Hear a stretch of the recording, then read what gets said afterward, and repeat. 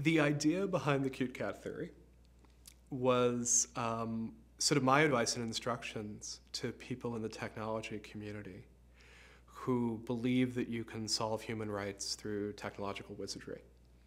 So the idea that everyone comes up with, and I get a phone call about this roughly once a week, is I'm going to invent a super secret network. No one will ever be able to see who's talking to whom, and social justice will flow as soon as everyone uses my application.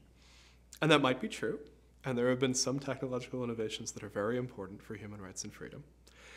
But most people who are going to do activism are going to use very simple tools, and there's really good reasons for them to use it.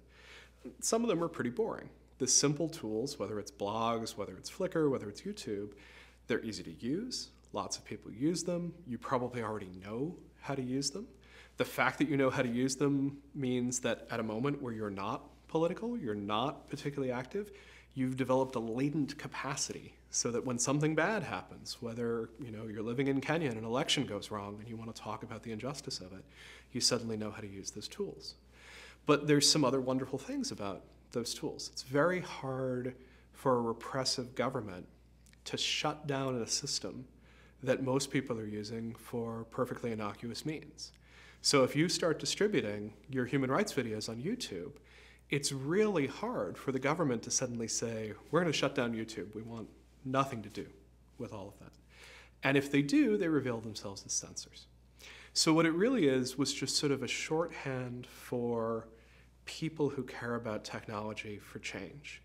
And the shorthand basically says, before you build anything on your own, think about whether you could use these tools used by millions or billions of people to accomplish your goal because you get some interesting positive externalities out of it.